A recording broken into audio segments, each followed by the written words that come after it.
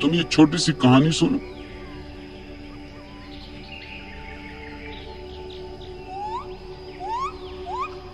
भोज में आए लोगों की सेवा टहल करते हुए गांव के नाई छकोड़ी ने जब सुना कि इस बार की तीर्थ यात्रा में ठाकुर बारिस्टर सिंह क्रोध का त्याग कर आए हैं तो उसे बड़ा आश्चर्य हुआ।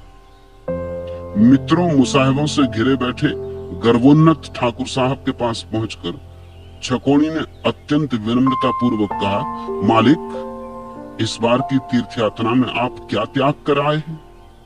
क्रोध। छकोड़ी, हमने अब जीवन भर के लिए क्रोध त्याग दिया है।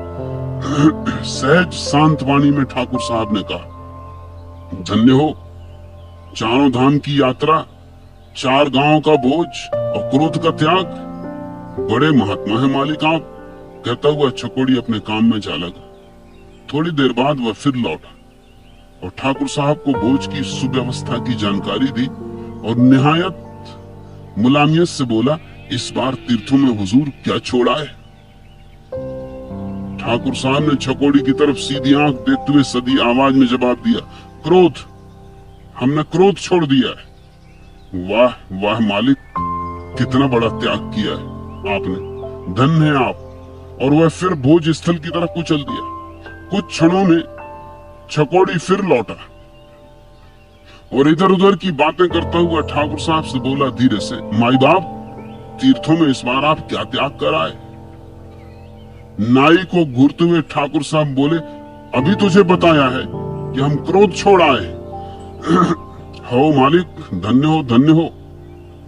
थोड़ी देर बाद फिर छकोड़ी आया और चुपचाप ठाकुर साहब के पांव दबाने लगा।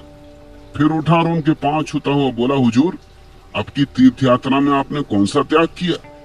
इस बार ठाकुर साहब ने जैसे ही नाई का प्रश्न सुना कि उनकी आंखें लाल हो गईं, भुएं तिरछी हो गईं, कड़कदार आवाज में बोले, अबे नौवे,